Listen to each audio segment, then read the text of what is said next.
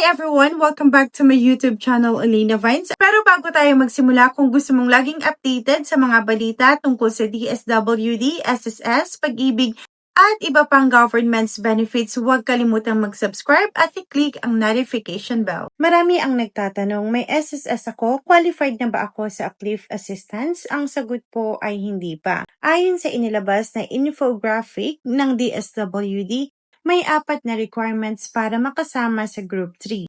At sa video na ito, iisa-isahin natin ang bawat requirement. Ipapaliwanag natin kung ano ang ibig sabihin nito, kailan magsisimula ang payout at paano nyo matatanggap ang ayuda. Kaya panoorin nyo ito hanggang dulo. Unahin muna natin kung sino ang Group 3. Ayon sa DSWD, target ng Group 3 ang humigit kumulang 1.5 milyong manggagawa at kanilang pamilya na may mababang kita. Layunin ng programang ito na mabigyan sila ng pansamantalang tulong pinansyal dahil sa epekto ng mataas na presyo ng langis at iba pang pangunahing bilihin. Ngayon naman, pag-usapan natin ang qualifications. Ang unang requirement, employed ka at kasama ka sa 2024 CBMS ng PSA. Ano ang ibig sabihin nito? Ibig sabihin, kailangan ikaw ay isang empleyado at kabilang ang inyong household sa 2024 Community-Based Monitoring System o CBMS na isinagawa ng PSA. Ito ang database na ginagamit ng gobyerno upang matukoy ang mga kwalipikadong benepisyaryo. Hindi ito ibig sabihin na kailangan mong magpa-register ngayon. Kung kasama ka na sa database, iyon ang gagamiting batayan. Ikalawang requirement, may 20,000 and below na SSS Monthly Salary Credit o MSC. Marami ang nalilito rito. Ang monthly salary credit ay hindi basta ang aktual mong sahod. Ito ang salary credit na ginagamit ng SSS bilang batayan sa pagkalkula ng contribution at iba pang benefits. Kaya kahit pareho ang sahod ng dalawang empleyado, ang titingnan dito ay ang nakarecord na monthly salary credit sa SSS.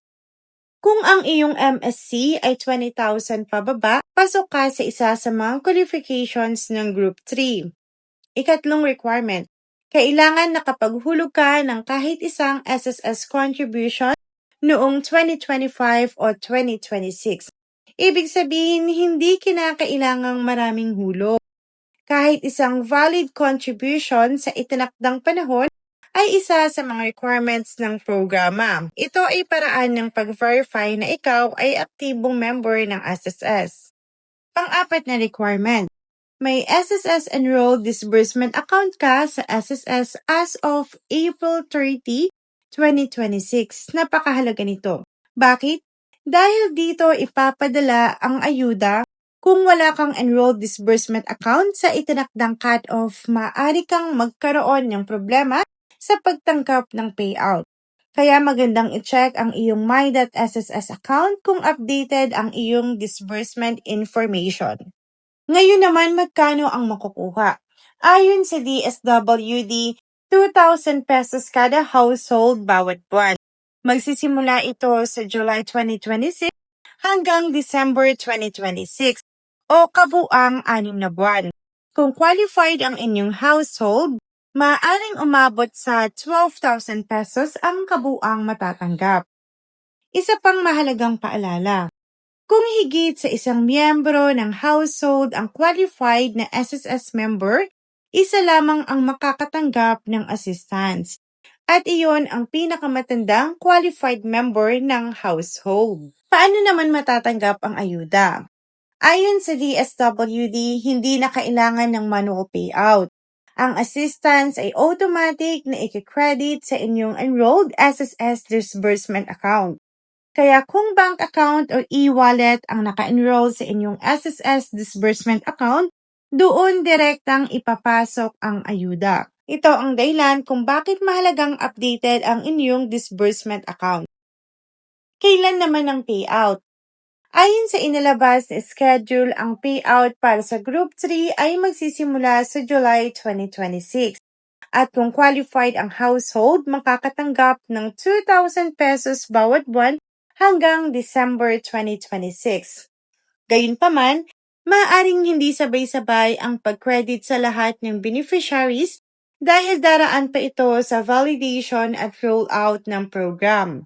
Ngayon, tandaan natin ang 4 na requirements ng Group 3. Employed at kasama sa 2024 CBMS. Pangalawa, may 20,000 pesos and below na SSS monthly salary credit. Pangatlo, may kahit isang SSS contribution noong 2025 o 2026. At panghuli, may enrolled SSS disbursement account bago ang April 30, 2026. Kapag natugunan ang mga ito at kabilang ka sa mga qualified beneficiary, ang ayuda ay automatic na ipapasok sa iyong enrolled SSS disbursement account ayon sa rollout ng programa. Kung nakatulong ang video na ito, huwag kalimutang i-like, i-share at mag-subscribe.